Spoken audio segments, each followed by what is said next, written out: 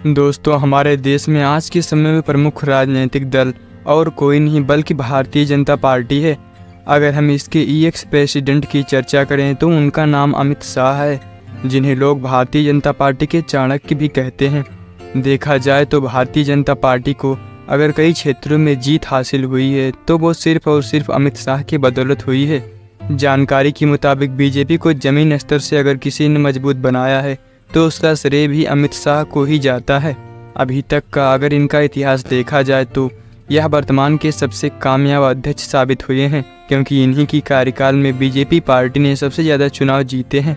वर्तमान समय में अमित शाह जी भारत के गृह मंत्री हैं और इनका वास्तविक नाम अमित भाई अनिल चंद्र शाह है।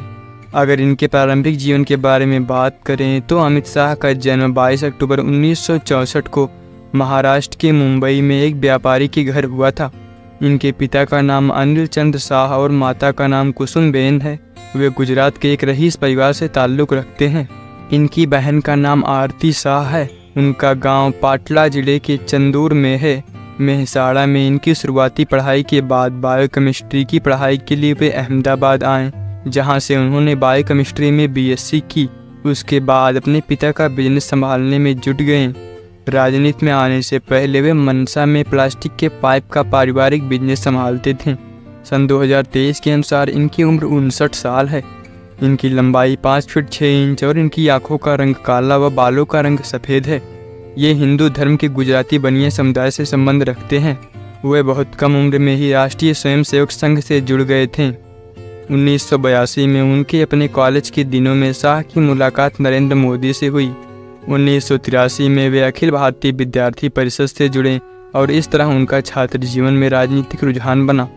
जब अमित शाह की उम्र सिर्फ 14 साल था तभी इन्होंने राष्ट्रीय स्वयंसेवक संघ आरएसएस में एक तरुण स्वयंसेवक के तौर पर जुड़ गए थे। कहा जाता है कि राष्ट्रीय स्वयंसेवक संघ से ही इन्हें देश प्रेम का सारा ज्ञान प्राप्त हुआ। आरएसएस के साथ जुड़ने के बाद कुछ समय बाद अमित शाह 1986 में भाजपा में शामिल हुए।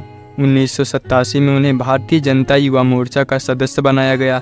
पेशे से स्टॉक ब्रोकर अमित शाह ने 1997 में गुजरात की सरखेज विधानसभा सीट से उपचुनाव जीतकर अपने राजनीतिक करियर की शुरुआत की। अमित शाह ने केवल एक नहीं बल्कि लगातार 3 बार जीत हासिल की। 1999 में वे अहमदाबाद डिस्ट्रिक्ट कोऑपरेटिव बैंक के प्रेसिडेंट चुने गए और सन 2009 में वे गुजरात क्रिकेट एसोसिएशन के उपाध्यक्ष बने। सन 2014 में नरेंद्र मोदी के अध्यक्ष पद छोड़ने के बाद वे गुजरात क्रिकेट एसोसिएशन के अध्यक्ष बने। सन 2003 से सन 2010 तक उन्होंने गुजरात सरकार की कैबिनेट में गृह मंत्रालय का जिम्मा संभाला। अमित शाह का विवाह साल 1987 में सोनल शाह से हुई, जिनसे उन्हें एक पुत्र रत्न की प्राप्ति हुई जिनका नाम जय शाह है।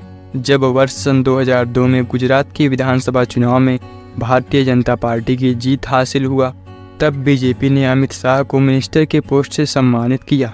उस दौरान गुजरात के मुख्यमंत्री और कोई नहीं बल्कि श्री नरेंद्र मोदी जी ही थे। वर्ष सन 2014 में इनको भारतीय जनता पार्टी का अध्यक्ष बनाया गया और इनकी पार्टी ने अभूतपूर्व जीत हासिल की। जैसा कि आप सभी को पता होगा कि वर्ष सन 2014 में लोकसभा को चुनाव हुआ था, तो चुनाव प्रचार का सारा जिम्मा अमित शाह और नरेंद्र मोदी जी ने अपने हाथों में लिया और पार्टी को अच्छी जीत भी दिलाई। इसके बाद उत्तर प्रदेश के लिए भारतीय जनता पार्टी ने चुनाव प्रचार की पूरी जिम्मेदारी अमित शाह को सौंप दिया और परिणाम स्वरूप भारतीय जनता पार्टी ने उत्तर प्रदेश में 80 लोकसभा सीटों में से 71 सीटों पर भारी जीत हासिल की। उसके बाद अमित शाह को भारतीय जनता पार्टी का राष्ट्रीय अध्यक्ष पद से सम्मानित किया गया और उस समय से लेकर अमित शाह वर्ष सन 2019 तक राष्ट्रीय अध्यक्ष के रूप में कार्य करते रहे। इसके बाद वर्ष सन 2019 में उनको गृह मंत्रालय दे दिया गया। दोस्तों, अमित शाह का जीवन विवादों से भी जुड़ा रहा। उनकी राजनीतिक जीवन इतना आसान नहीं है जितना हमें नजर आता है। अमित शाह को वर्ष सन 2010 में पुलिस द्वारा गिरफ्तार कर लिया गया था। उस समय अमित शाह पर हत्या और वसूली के आरोप लगाए गए थे। इसके बाद कोर्ट ने इनको इनके राज्य से बाहर निकाल दिया था और गुजरात में प्रवेश करने पर रोक लगा दिया था। हालांकि वर्ष सन 2012 में ये रोक हटा ली गई थी। यह बात वर्ष सन 2009 की है, जिसमें अमित शाह पर एक महिला की जासूसी करने का आरोप लगा था। हालांकि शाह ने इस सभी आरोपों को गलत बताया और सिरे से खारिज कर दिया था। साथ ही उन पर गुजरात दंगों में सबूत के साथ छेड़छाड़ करने का आरोप भी लगा था। जब वर्ष सन 2002 में गुजरात में दंगे हुए तब भी अमित शाह विवादों से घिरे गए थे। उस समय उन पर गुजरात दंगों के सबूतों के साथ छेड़छाड़ करने का आरोप लगा था। गाइस, अमित शाह को भारतीय सरकार के द्वारा 1 लाख रुपए सैलरी और अन्य भत्ते दिए जाते हैं। मीडिया की रिपोर्ट्स के मुताबिक अमित शाह की कुल संपत्ति 40 करोड़ रुपए है। गाइस, आप लोग कमेंट करके बताइए कि आपको यह वीडियो कैसा लगा। अगर वीडियो अच्छा लगा तो वीडियो को लाइक और चैनल को सब्सक्राइब जरूर करें। जय हिंद, जय भारत।